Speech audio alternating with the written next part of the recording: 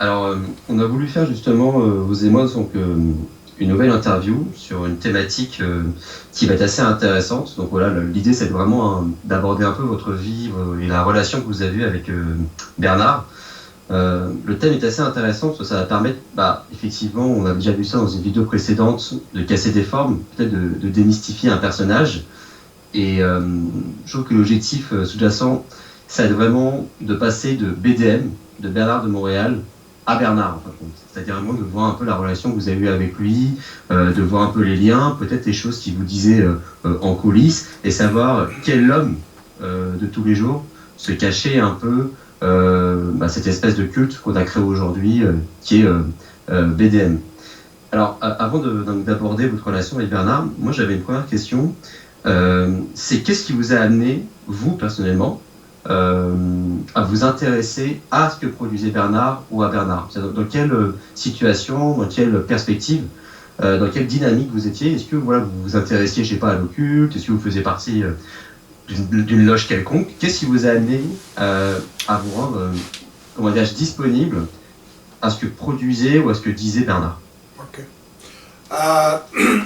J'ai toujours été intéressé par l'occulte, très jeune.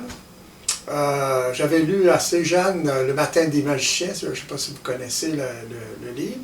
Très intéressant, ça m'avait ouvert des portes. Jusqu'à ce que je rencontre Bernard, je m'intéressais à travers des livres, surtout des livres, à l'occulte, à l'ésotérisme, etc.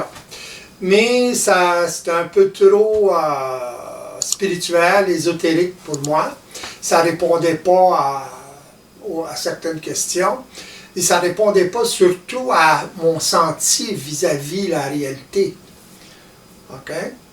Et lorsque j'ai vu Bernard pour la première fois, j'étais avec une copine, puis déjà je parlais de ces choses-là, de la réalité, j'essayais de définir la réalité. Et je l'ai vu à la télévision avec Glenn, ça passait au câble dans le temps. Et puis j'ai dit à ma copine, soudainement comme ça, j'ai dit, c'est de ça que je te parle. Dans le sens qu'on écoutait Bernard parler, j'ai dit, c'est de ça que je te parle. Dans le sens, c'est cette vibration-là que j'essaie d'exprimer. Voyez-vous? Fait que tout de suite, ça m'a intéressé. Et j'ai noté où il donnait la prochaine conférence. Et puis j'avais été à cette conférence-là, je crois que c'est un hôtel à Montréal, Mont-Royal, je crois. Et puis, quand j'étais là, j'étais marqué par le fait d'être en présence d'une personne qui parlait, pas les mêmes choses que moi, mais qui parlait des choses que moi j'avais perçues, mais que je ne pouvais pas vulgariser? Ouais, vocaliser, autrement dit. J'avais pas de vocabulaire sur le sujet. Vocabulaire ésotérique, occulte, oui, mais je l'utilisais plus ou moins. Mais j'avais pas de vocabulaire. Alors à ce moment-là, c'est ça qui m'avait frappé, la différence dans le vocabulaire. Autrement dit, des termes, des concepts qui étaient totalement différents et qui m'attiraient dans un sens. Pas au niveau de la spiritualité, ni au niveau ésotérique, mais au niveau de la réalité que je percevais et que j'essayais d'élaborer, de parler, etc. Alors, par la suite, je me suis inscrit à un séminaire, et avec ma copine d'ailleurs. Et j'ai fait le séminaire pendant 3 jours, etc. Et il se passait toutes sortes de choses dans le séminaire, dans le sens que Bernard, dans ce temps-là, il parlait avec les gens, dans le sens qu'il prenait une personne particulière et il parlait à l'entité qui la possédait. Il y avait beaucoup de gens qui allaient là, des gens qui étaient en contact avec des entités, puis négative et positive, là. Et il parlait à l'entité pour la neutraliser, justement. Et à travers l'individu, là. Je ne me rappelle pas exactement comment il faisait, mais la vibration est présente.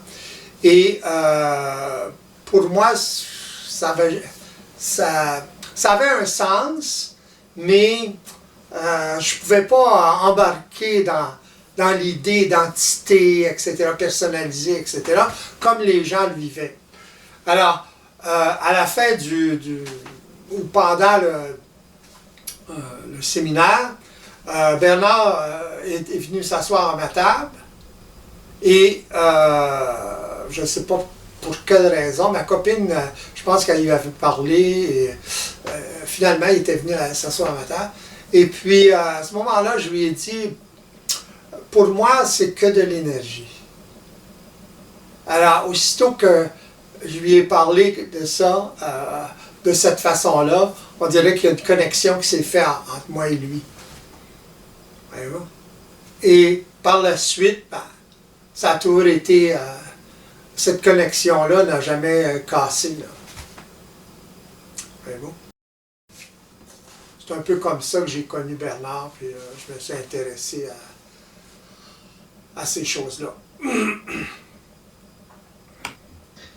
Et ouais, c'est intéressant que vous parliez effectivement d'une espèce de connexion, on dirait de sympathie vibratoire en utilisant un peu les termes justement ésotériques. Et ça a amené justement ça faisait une transition à ma prochaine question. Et ma prochaine question c'était celle-ci, c'est effectivement qu'est-ce qui a fait que chez vous, vous vous êtes dit en rencontrant Bernard, qu'effectivement il y a eu donc la vidéo que vous avez regardée avec votre copine qui vous a amené au moins à prendre connaissance. Ouais. Est-ce que c'est à ce moment-là que vous vous êtes dit, ok, il y a une connexion, il y a une sympathie vibratoire, et je pense qu'on va faire un bout de chemin ensemble. C'est vraiment cet élément, c'est cette espèce de discussion, où ça s'est fait quand même plus dans la durée? Non, ça s'est fait surtout dans la durée. Je ne me suis pas posé de questions ou élaboré des termes semblables. La connexion s'est faite graduellement. Mais au séminaire, la connexion s'est faite, et par la suite, ben, il y a eu des rencontres, puis il y a eu une proximité. Et cette proximité-là s'est développée. Et par la suite, ben, en parenthèse, mon lien vibratoire avec Bernard n'est pas basé sur la forme. Il était basé purement sur la vibration parce que mon approche vis-à-vis cette réalité-là n'était pas la même. Mais on se rejoignait quand même. Voyez-vous? Surtout quand je lui ai dit, pour moi, c'est que de l'énergie, dans le sens que les formes que tu utilises ou les formes que les gens croient, j'embarque pas là-dedans. Pour moi, c'était farfelu. Je comprenais le phénomène. Je comprenais le phénomène de croyance, etc. D'ailleurs, on en a parlé à table après. Mais ça ne cliquait pas avec moi. Alors, au niveau de la forme, surtout la façon qu'il utilisait, la façon qu'il parlait, pas les termes, mais l'approche qu'il avait, l'approche ésotérique qu'il avait, ça ne fonctionnait pas avec moi, mais il y avait d'autres choses derrière qui fonctionnaient. Autrement dit, entre les lignes, il passait des messages particuliers. Ça a toujours été comme ça, durant mon contact avec Bernard. Alors, lorsque j'allais dans des conférences, etc., ou des conférences privées d'ailleurs, parce qu'à ce moment-là, Bernard il faisait des conférences privées une fois par semaine, une fois par 2 semaines, je crois. Et il faisait une conférence générale une fois par mois, dans un hôtel. Il y avait beaucoup de monde dans ce temps-là. Et par la suite, je me suis impliqué un peu plus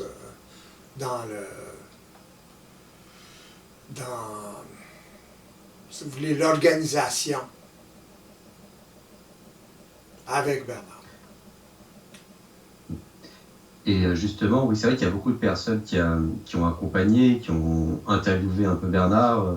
On pense effectivement, vous l'avez cité, à Richard Glenn, il y a eu Daniel Ménard, il y a eu François Payotte. Ouais. Comment ça se passait du côté de Bernard, justement, au niveau des personnes avec qui il voulait évoluer comme ça? C'est-à-dire qu'il y avait d'abord une rencontre et Bernard vous disait, ah bah voilà, j'aimerais bien que tu mettes sur ça, ou j'aimerais bien que tu interviewes. Comment ça se décidait auprès de Bernard pour savoir qui allait l'accompagner dans, je sais pas, une trentaine de conférences et comment se passaient les passations, pour de savoir qui va être un élément déclencheur entre Richard Glenn et Daniel Ménard ou avec François Payotte. Comment, enfin, il choisissait, entre guillemets, son entourage? OK. Premièrement, il y avait un contact direct. D'ailleurs, Bernard m'avait présenté François Payotte à un moment donné, lorsque j'avais créé un centre pour qu'il donne ses conférences, parce qu'auparavant, il donnait ses conférences dans des maisons privées.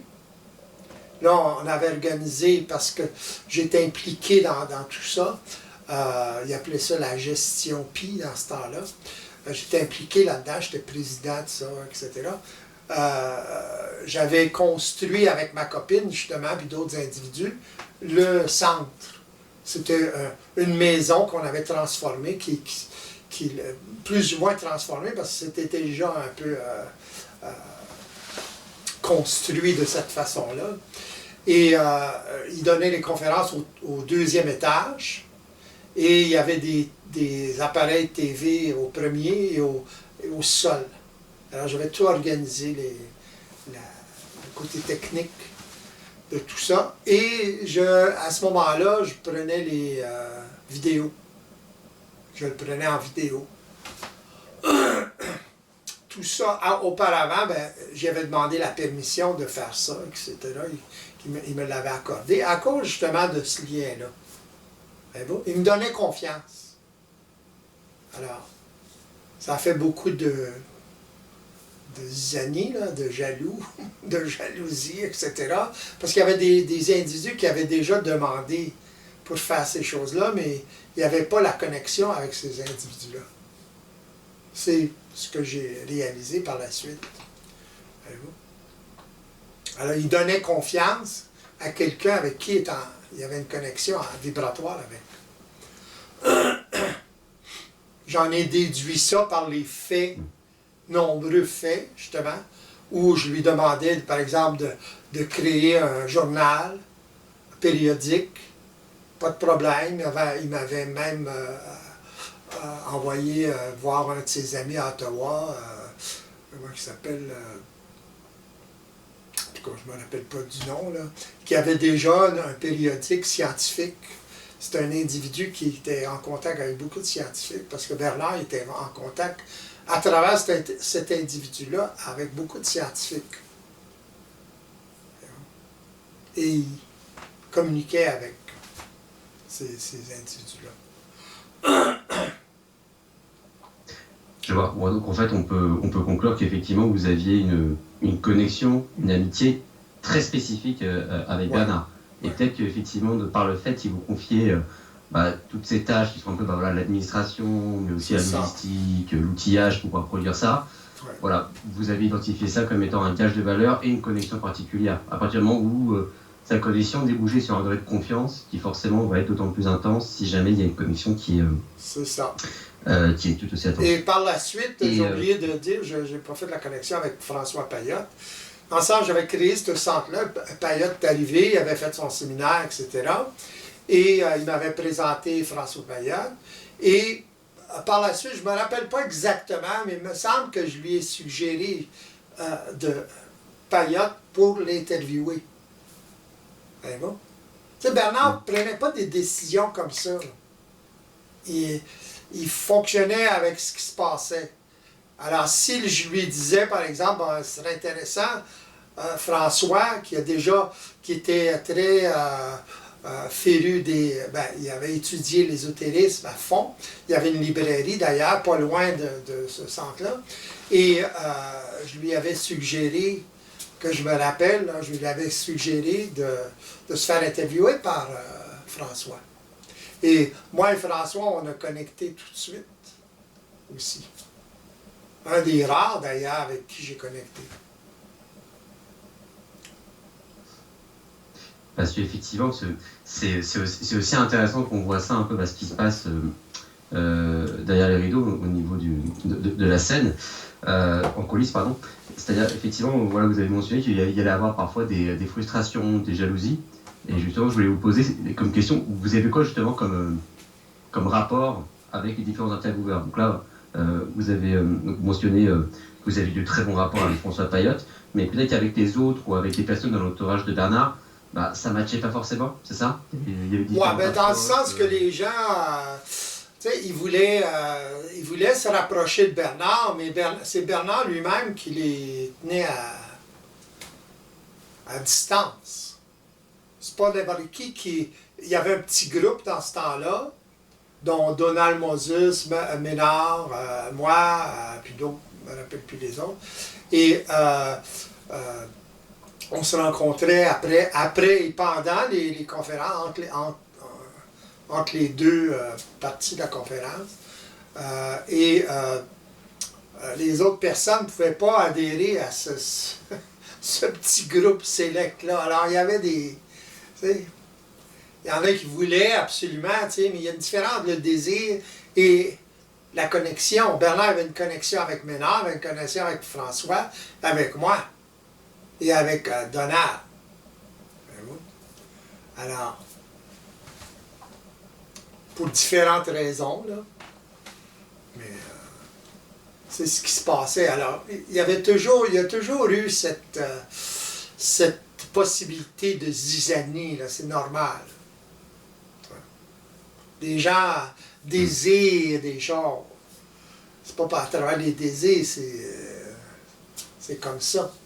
Il y a des gens qui ont été inclus dans ce groupe-là, puis il y en a d'autres qui n'étaient pas inclus, mais c'est Bernard qui décidait, c'est pas personne du groupe. Voyez-vous? Est-ce que Bernard était conscient justement des tensions qu'il pouvait y avoir entre les différents protagonistes de ce groupe Select? Est-ce qu'il y avait des gens qui lui en parlaient ou qui demandaient d'arbitrer? Comment ça se passait un peu en interne, cette gestion d'individualité, cette gestion des approches? Ouais, ben Bernard, c'est évident qu'il était au courant de certaines choses, mais pas plus qu'il faut. Là. Aussi, s'il est au courant, bien des fois, il utilisait ça pour mettre les gens en initiation ou en vibration. Fait que, il fonctionnait avec ce qui se passait. Fait que s'il y a des gens qui n'aimaient pas ça, puis il lui en parlait, ben, il essayait de balancer les choses, mais si les personnes insistaient, ben, à ce moment-là, il agissait en conséquence, simplement. Et justement, on a mentionné donc, les différentes personnes qui l'entouraient. Il va y avoir des personnes qu'on retrouve souvent dans les vidéos. On a parlé justement de quand on voit l'ensemble de ce qu'il a produit en termes de vidéos Bernard, c'est-à-dire voilà, les intervieweurs comme il y a eu Richard Glenn au début, puis après, je crois dans l'ordre que je me trompe, peut-être Daniel Ménard et après François Payotte.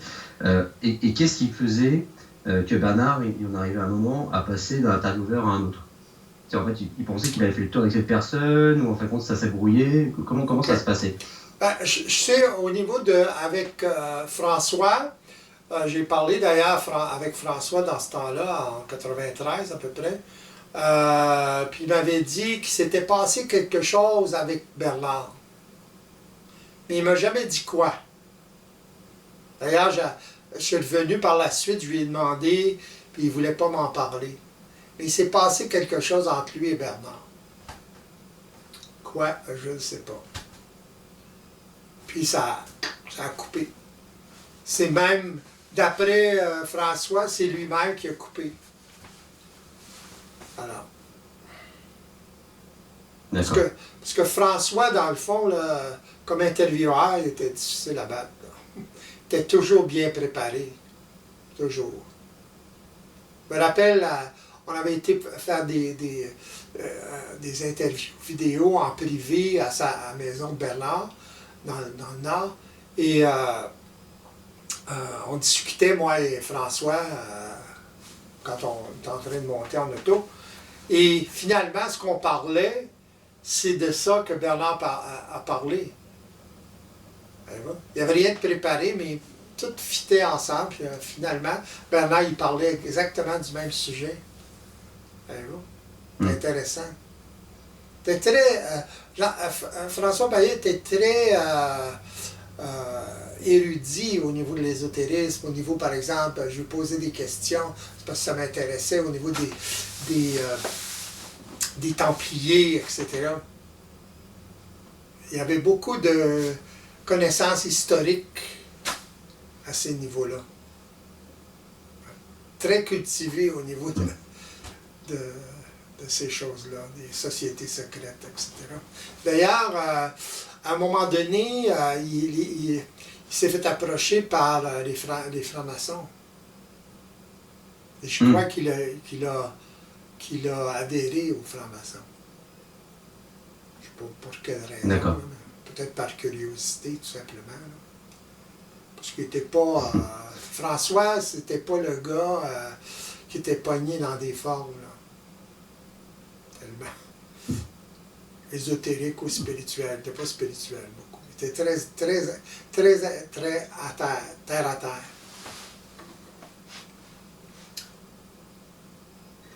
Et ça fait une transition assez intéressante, parce qu'on veut qu'on aborde un peu les sociétés secrètes, qu'on va y en avoir plein, effectivement. Donc, il va y avoir les Rose-Croix, pourquoi pas encore aujourd'hui des Templiers, des francs-maçons, les théosophes. Et justement, ça fait un peu écho avec ce que nous avons déjà évoqué dans une dernière vidéo. Est-ce que le fait que Bernard ou que ces différents individus, ils baignent un peu dans différentes écoles de pensée ésotériques, est-ce que ça n'a pas amené, peut-être consciemment ou inconsciemment, Bernard à utiliser de plus en plus justement de formes, de plus en plus de, comment dirais-je, de formes pensées qui peuvent coincer un discours ou trop cadrer un discours à travers des formes. Par exemple, au tout début, quand vous parlez des entités, quand il faisait des entretiens privés avec des personnes, est-ce que ça vous arrivait d'avoir une discussion avec lui en lui disant, mais voilà, Bernard, tu as utilisé cette forme-là, est-ce que d'ailleurs, c'est pas un simple outil, est-ce que c'est pas quelque chose qu'il faut transcender? C'est quoi son approche de Bernard par rapport aux formes qu'il utilisait en fin de compte? Son approche, pour moi, ma version, ou si vous voulez, mon senti par rapport à ça, et les faits, c'est que Bernard ne croyait pas à ces choses-là. Il utilisait la croyance des autres. Par exemple, si une personne se présente à lui, par exemple dans un séminaire, puis il parle d'entités, etc., il lui dit que je suis en contact avec des entités, il me dit ci, il me dit ça, etc., puis je suis en contact avec des entités négatives. À ce moment-là, il embarquait dans ça, là, parce qu'il connaissait la mécanique. Voyez-vous? Moi aussi, je suis capable de faire ça. Mais je vais toujours ramener la personne à la réalité systémique. Voyez-vous? C'est la différence. C'est-à-dire de partir des formes de la personne, d'embrasser en quelque sorte son vocabulaire, sa terminologie, mais pour l'amener finalement à toujours transcender ça, toujours à dépasser. C'est ça, ouais. C'est ce que Bernard faisait. Mais les gens ne voyaient pas ça. Parce qu'il utilisait un vocabulaire ésotérique, spirituel, whatever. Mais pour les amener par la suite à défaire ces formes-là. Mais ces formes-là sont très ancrées chez ce genre d'individus-là. C'est ça le problème. Alors, il continuait d'en parler, puis d'essayer de défaire les formes, etc. Entre les lignes, il parlait d'intelligence systémique, etc. Voyez-vous? Mais intelligence systémique, ça ne voulait pas dire des entités. Voyez-vous? Dans le sens personnalisé. Voyez-vous? Une différence. On peut interpréter le terme entité de différentes façons. Une forme matérielle, c'est une entité. Matériel. Voyez-vous? Alors, il faut faire attention à ça. Parce que ces termes-là, ces approches-là, c'est des approches psychologiques évolutives. Il disait tout le temps. À même d'utiliser ces formes-là. Parce que les gens adhéraient à ça. Ils ne voulaient pas s'en départir. Quelqu'un qui est en contact avec des entités, puis il leur pose des questions, des entités de haut niveau, disons, là, qui croient, des guides, whatever, il ne veut pas se départir de ça. C'est trop intéressant. Le problème, c'est les entités négatives qui vont surgir à un moment donné. C'est évident. Voyez-vous? Pourquoi le phénomène des entités personnalisées, vous croyez? Ces gens-là, c'est des gens très sensibles, avec des gros conflits d'abandon. Alors, quand on parle à quelqu'un dans notre tête, on n'est pas seul. Voyez-vous, là? Dans le sens que si vous avez une grande frayeur d'être seul, si vous n'êtes pas capable de contenir votre solitude, d'accepter la solitude, votre solitude, qu'est-ce que vous pensez qui va arriver? Puis ça se fait automatique, là. Pouf! L'entité apparaît. Une personne que j'ai en consultation, la personne se couche, l'entité apparaît tout de suite, parle, elle lui parle. Pourquoi? Parce que cette personne-là a un gros conflit d'abandon. Elle ne peut pas être seule. Surtout quand elle se couche. Allez-vous? Là, il n'y a pas d'activité. Il y a un vide. Alors le vide, il faut qu'il soit rempli. Pouf! Ça lui parle. Mais quand ça lui parle des entités négatives, là, c'est moins le fun. Quand c'est positif, c'est de l'information, elle va poser des questions, là, ça va. Voyez-vous?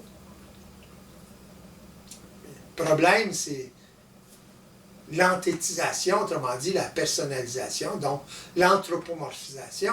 C'est le même phénomène que de croire en Dieu. Moi, quelqu'un qui croit, qui est en contact avec des entités, puis il n'y a pas. Ah non, je ne crois pas en Dieu, je ne crois pas aux anges, pour whatever. Comme c'est l'équivalent.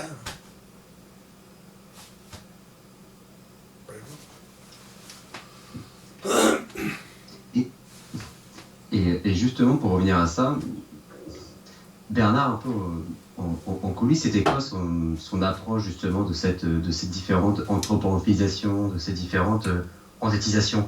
Parce que Bernard, en fin de compte, justement Bernard de Montréal, donc le personnage qui s'est un peu construit, on l'a vu dans ses différents écrits, dans ses différentes vidéos, il utilisait énormément, effectivement, les formes, les concepts qui viennent de différentes écoles. Donc voilà, les entités, ou même par exemple, quand il essayait quand il divulguait de l'information, il disait bien ils me disent. Donc il mettait toujours une espèce d'écart. Alors on a parlé, lui il faisait ça dans cette dynamique pour que les gens transcendent cette forme-là, mais on voit bien qu'aujourd'hui, les gens n'ont pas transcendé ces formes, parce que pour eux l'entité c'est quelque chose qui existe de manière absolue. Est-ce que Bernard il se rendait compte que quelque part son objectif initial qui était d'amener les gens à toujours dépasser les formes pour en arriver finalement qu'à un point de vue énergétique, est-ce qu'il se rendait compte peut-être vers la fin de sa vie qu'il avait trop poussé vers l'ésotérisme, il avait trop poussé vers la spiritualité, et qu'il se rendit compte, en utilisant ces termes, en utilisant ce vocabulaire, est-ce qu'il n'a pas enfermé, bien sûr, contre sa volonté, les gens dans un certain dogme, dans un certain moule spirituel? Ça, c'est évident, ça. Mais c'est les gens qui se moulent là-dedans. Là. Mais lui, essayait d'amener les gens à autre chose. On peut amener un cheval à la rivière, mais on ne peut pas le faire boire. Alors, il essayait d'amener le cheval à la rivière, mais le cheval, il ne voulait pas boire. Alors,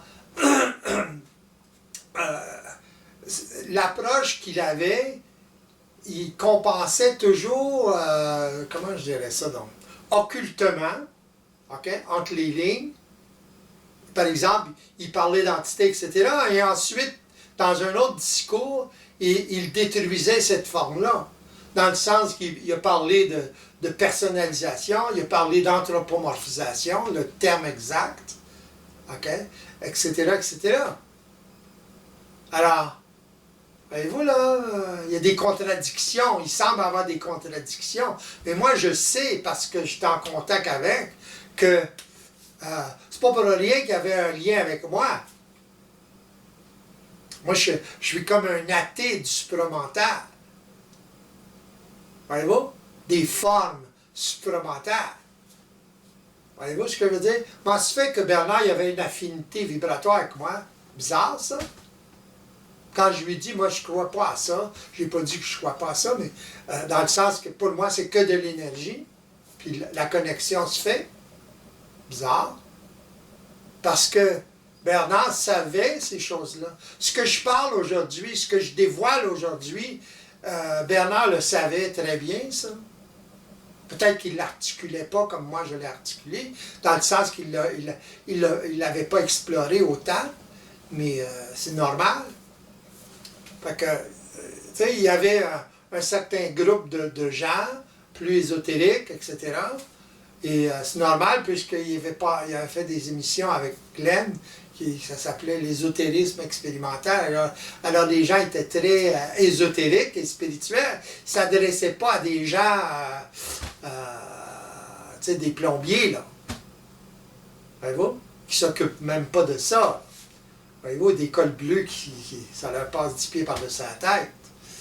Voyez-vous, là? Il y avait une sensibilité et il transposait cette sensibilité aux gens justement très sensibles. Et il voulait les aider à sortir de la souffrance, parce que c'est très souffrance qu'ils vivent.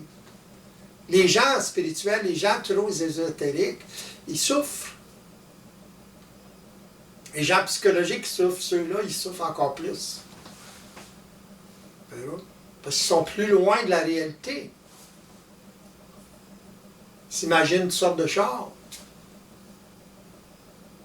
En s'imaginant toutes sortes de choses comme ça, comment voulez-vous qu'ils puissent régler leurs problèmes de tous les jours? Ils ne sont pas là. Ils sont toujours dans le cosmique, dans le crosmique, comme il disait. Alors, ils ne peuvent pas régler leurs problèmes.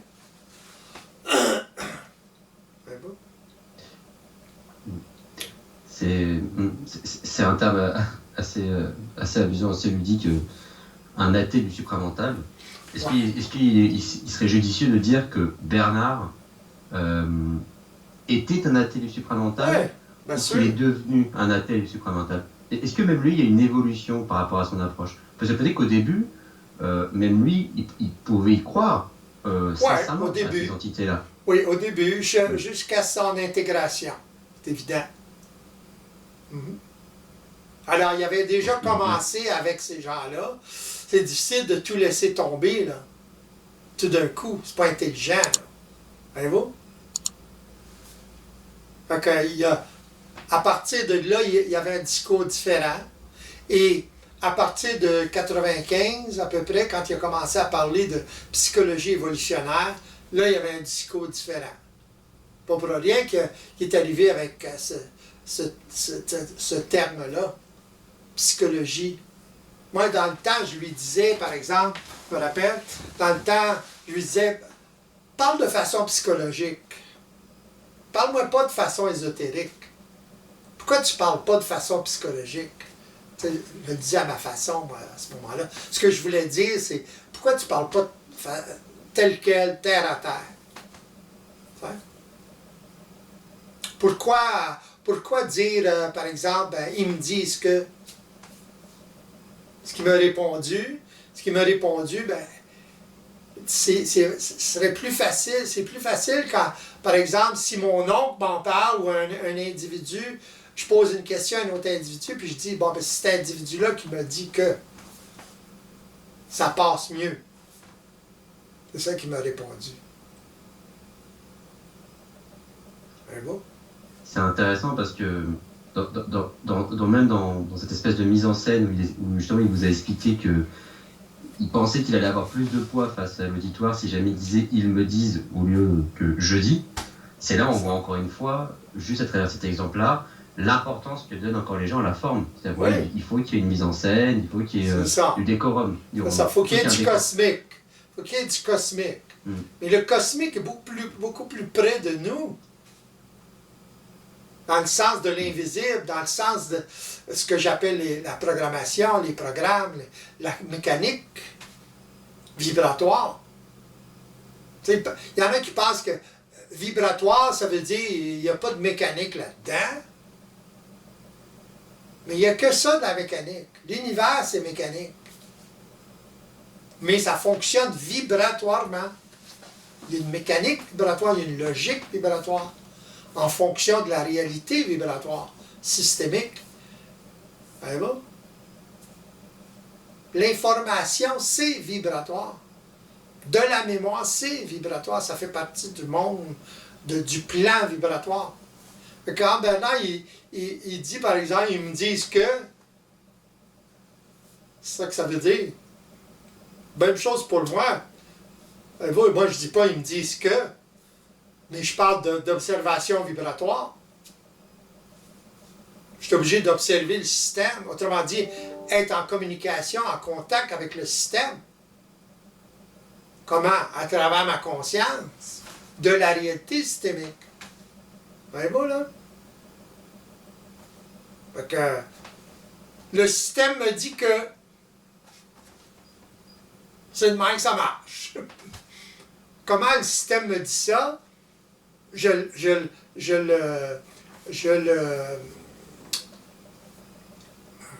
Par des preuves matérielles, par des preuves factuelles. C'est des faits, ça devient des... Voyez-vous? Je le vérifie. Ah. C'est vérifiable. C'est plus invisible. Quand l'invisible devient visible, à ce moment-là, vous commencez à avoir une connexion avec la réalité. Sans ça, vous n'avez pas de connexion suffisante pour le rendre visible. Pourquoi c'est invisible? Parce que c'est vibratoire. Vous êtes habitués, les gens sont habitués dans le psychologique, dans une conscience psychologique de la forme. Autrement dit, ils ont besoin de faire des connexions au niveau des formes. S'il n'y a pas de connexion au niveau des formes, ce n'est pas logique. Mais au niveau vibratoire, il n'y a pas de connexion directe dans les formes nécessairement. C'est holographique.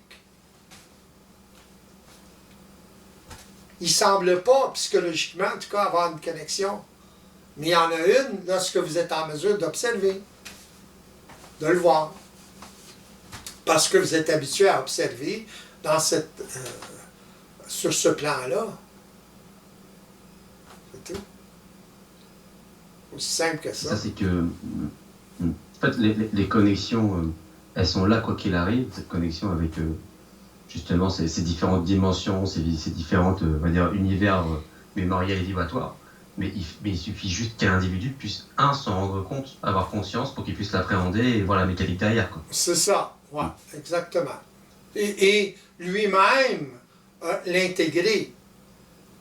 J'ai beau parler de ça, vous parlez de ça ad vitam aeternam, tant que vous ne l'intégrez pas dans votre vie, autrement dit, vous-même, ne l'observez pas dans votre vie de tous les jours, ne le vérifiez pas, ça ne vous appartient pas, là.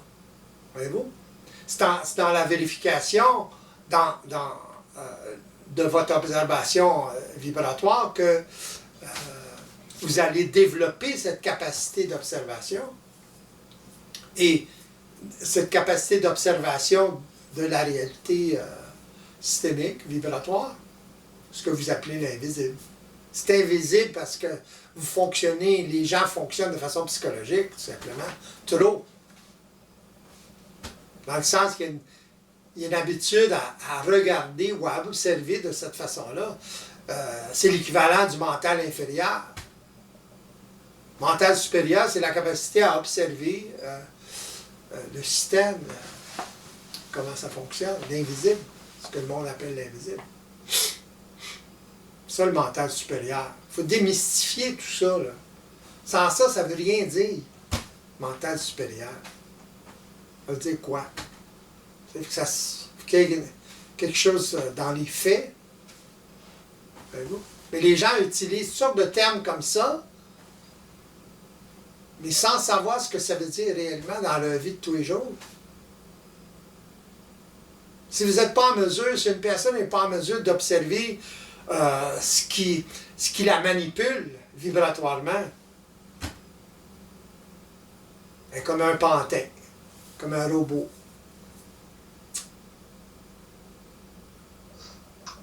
Et, et justement, quand vous abordez le fait qu'il faut vérifier ça tous les jours, donc avoir une approche très concrète, une approche très scientifique, c'est vrai que forcément, vu qu'il a donné énormément de conférences, qu'il a produit beaucoup de choses, donc Bernard en a beaucoup parlé, et je me posais alors justement une question sur les applications que pouvait faire Bernard un peu de toute espèce de science, entre guillemets, supramentale. Et je me posais aussi la question de manière plus précisément, comment la famille ou les gens qui étaient proches, parce que je suppose peut-être que Bernard il avait aussi des amis avant qu'il devienne connu, même sa famille, comment son univers de tous les jours appréhendait un peu son odyssée supramentale. Oui, vous avez le terme exact, appréhender ça. Bernard était, pour ces gens-là, Bernard était imprévisible. Moi, j'ai entendu des histoires à un moment donné, là. Prendre une télévision et à travers une vitre, pour donner un choc. Bernard, dans ce temps-là, là, avant qu'il fasse les séminaires, ou même au début, il donnait des chocs. Il a arrêté à un moment donné là, de donner des chocs comme ça, mais il donnait des méchants chocs comme ça. Prendre une télévision, puis là,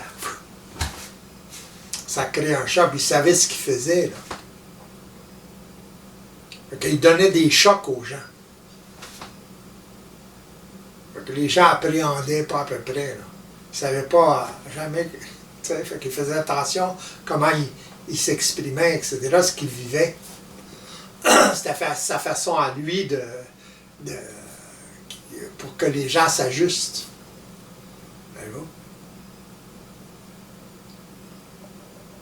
Fait que les gens autour de lui, ce qu'il appelait sa famille interne, hein, c'est des gens qu'il a connus avant qu'ils connaissent Glenn, avant qu'ils fassent des séminaires. C'était très près. C'était tous des gens qui étaient très occultes, justement, puis il y avait une connexion avec Bernard au niveau de ça. Bernard les avait rencontrés un à un dans ce temps-là. Alors. Et au-delà des chocs justement qu'il pouvait donner parfois, c'est-à-dire qu'on va jeter une télévision par la fenêtre, je sais pas, par exemple, traîner avec Bernard, c'était avoir un rapport différent qu'on peut avoir avec un autre être humain. Au-delà des chocs, au fond, c'était le monsieur du commun de tous les jours. Non, c'était vraiment un personnage... Ah ouais. Dans le sens que c'est pas nécessairement au niveau des chocs, là, mais comment je dirais ça, donc? C'était vibratoire, dans le sens que lorsque vous côtoyez une personne qui est éveillée, automatiquement, ça va vous influencer. Surtout si vous avez cette vibration-là, si vous êtes capable d'adhérer à cette vibration-là. Alors, automatiquement, ça va vous influencer vibratoirement. Parce que ce soit simplement une phrase ou un commentaire, c'était toujours des ajustements, mais en direct. L'ajustement en direct, puis parler en conférence, c'est pas du tout la même chose. Voyez-vous? L'ajustement en direct, pas parce qu'ils voulaient ajuster, c'est parce que les gens parlaient, puis là, ils ajustaient la conversation. Ça donne des chocs aux gens. Dans le sens que, moi, ça m'est arrivé assez souvent. Bernard, j'ai parlé de quelque chose, et puis Bernard me disait quelque chose. Puis au début, je ne comprenais pas, là, je ne saisissais pas, mais j'étais sous le choc de ce qu'il avait dit. Je ne pouvais pas contredire ce qu'il disait, etc. Des fois, ça prenait 1 mois, 2 mois avant que ça se tasse. Voyez-vous? Alors, être en présence d'une personne qui est ajustée, plus à la réalité systémique, c'est ce que ça fait.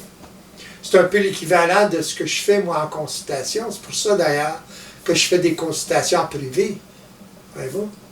Parce que qu'est-ce qui se passe dans une consultation? C'est le rapport entre moi et la personne, dans le sens mon observation vibratoire de la dynamique ou de des problèmes, par exemple, de la personne. Alors, je vais observer cette problématique-là d'une façon vibratoire au lieu d'une façon psychologique.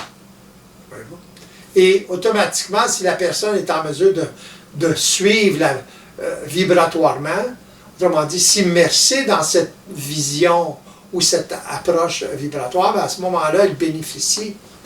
Voyez-vous?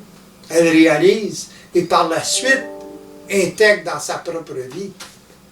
Le but, c'est ça. Sans ça, il ne se passe rien. Il se passe quelque chose, mais c'est pas intégré, c'est pas utilisé. Voyez-vous? Beaucoup de gens ont de la résistance à ça, parce qu'ils veulent comprendre tout de suite. Voyez-vous? Comme j'expliquais, des fois, ça me prenait 2 mois avant de saisir ce qu'il avait dit. Mais j'avais saisi, mais j'avais réalisé, mais je ne pouvais pas comprendre psychologiquement. Voyez-vous? Il fallait que je vive des expériences, puis là, me rendre compte, dans mon expérience, comment que ça marche. Alors, lorsque vous côtoyez une personne comme Bernard, comme ça, c'est ça qui se passe. Voyez-vous? Qu'au début, je me rappelle, j'ai oublié de le mentionner, dans le sens que il y avait ce qu'il appelait des piliers. Okay? Il y avait moi, il y avait Ménard, il y avait Moses, il y avait François. Voyez-vous? Il nous appelait ces piliers, dans le sens qu'il y avait quelque chose qui soutenait l'édifice. Voyez-vous? Là? Il servait de Bernard, de Ménard, il servait de moi, il servait de François. Voyez-vous? Il servait de Moses aussi. Donc là, ça va être effectivement un peu les choses qui sortent un peu hors du commun, justement d'évoluer avec une personne voilà, qui va être très sensible d'un point de vue vibratoire et qui va être sans cesse un peu dans une dynamique d'ajustement auprès des personnes qui évoluent avec lui. Donc ça, c'est le côté un peu extraordinaire, hors du commun. Mais pour un peu démystifier peut-être le personnage, est-ce qu'il y avait des choses, par exemple, est-ce qu'on pourrait retrouver Bernard, je sais pas, en train de rigoler, s'amuser avec des amis dans un restaurant, ou c'est quelqu'un qui avait plutôt une sorte d'ascétisme, un peu de moins de copistes, quoi. Est-ce que c'est quelqu'un, par exemple, qui pouvait s'amuser, par exemple, qui pouvait rigoler C'est évident. Bon, après les conférences privées et conférences générales, etc., et après toutes les conférences, finalement, on se rencontrait dans un restaurant. C'était la bouffe, on prenait un petit verre, là, puis le kid jusqu'à 3-4 heures du matin. Parce que les conférences finissaient vers 10h, 11h, des fois minuit. Alors, puis ensuite, on allait au restaurant, puis that's it. Puis là, on avait du fun. Puis c'est construit un petit groupe dans ça, sélect, mais c'est Bernard qui laissait entrer ou pas. Les gens, ben, je peux-tu amener? Non. Non. C'est arrivé souvent, ça. Pas prêt. Non. Fait qu'il ne voulait pas amener une vibration différente dans le groupe. On était là pour avoir du fun, puis on avait du fun.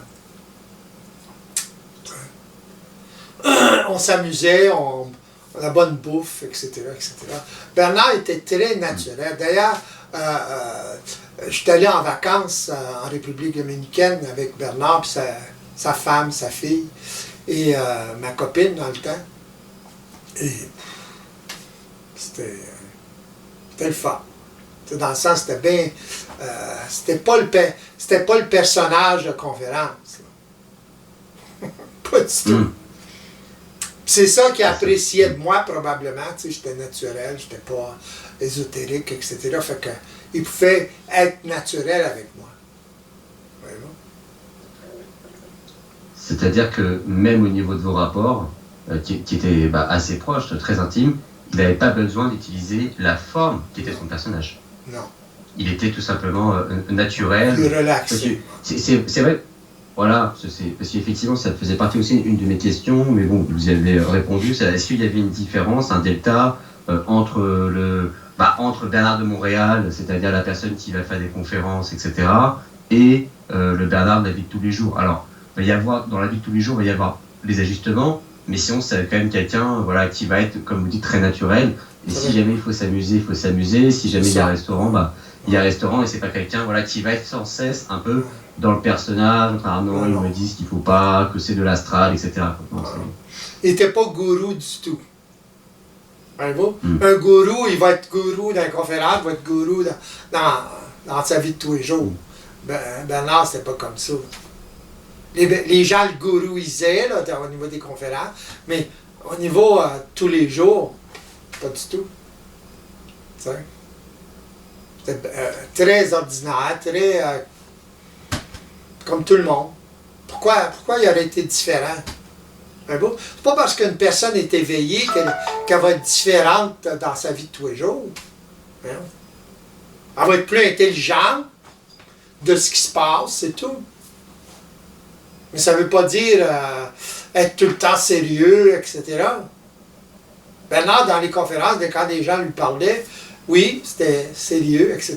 Il n'agissait pas comme ça avec les gens. C'est évident. Mais en dehors de ça, avec ses amis, c'était un autre personnage complètement. Les gens ne réalisent pas ça. C'était Bernard était très terre à terre, dans le fond.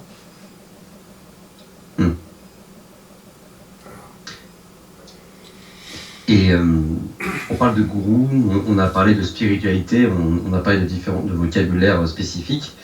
Vers la fin de la vie de Bernard, est-ce qu'il se rendait compte que potentiellement, Bernard, je me souviens qu'une de ses craintes, c'est qu'effectivement qu'on crée une nouvelle religion, qu'on crée un culte. Est-ce qu'il se rendait compte que potentiellement il allait avoir un culte qui allait se créer à travers ses écrits ou à travers ses différentes choses qu'il a produites? Oui. Oui, dans le sens, il en parlait assez souvent, même en conférence de ça. Il disait par exemple la genèse du réel, etc. Il disait, lisez pas ça, etc. Pourquoi? Parce que il avait écrit bien avant, 10 ans avant. Voyez-vous? Il voyait à quel point puis il avait changé, surtout en 95, quand il a commencé à parler de psychologie évolutionnaire. Sa vibration avait changé. Là. Que tout ce qu'il avait écrit avant, c'était... Surtout la genèse du réel, c'est assez ésotérique. Là. Quelqu'un qui lit ça d'une shot, là, il va... il va avoir des problèmes, là, tu sais. Fait que... C'est ça. C'est intéressant parce que, justement, même lui, il y a une perspective d'évolution, il a évolué, et dans sa manière, en fait, d'être très terre-à-terre, il a...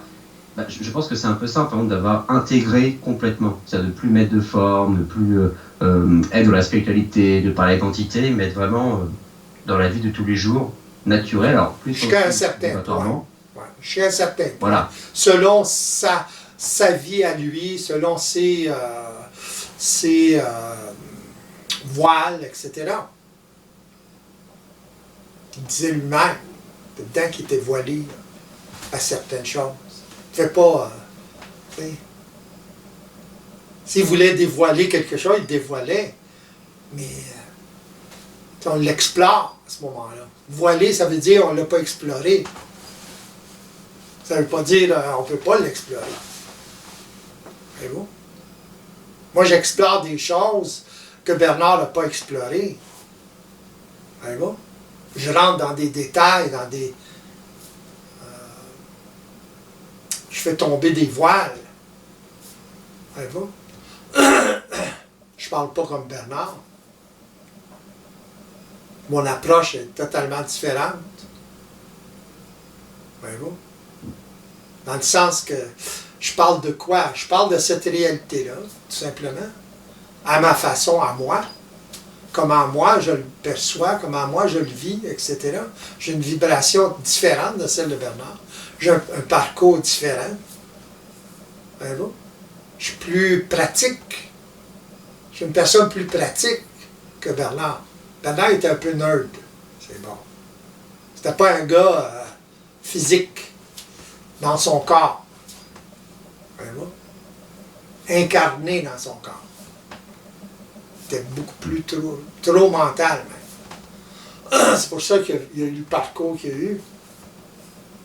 Plus on est incarné, plus quand on est en contact avec cette réalité-là, on la traite différemment. On la perçoit différemment, on la parle différemment, etc. Regardez comment j'en parle, moi. C'est très scientifique, il n'y a rien d'ésotérique dans ça. Voyez-vous? J'ai un parcours différent.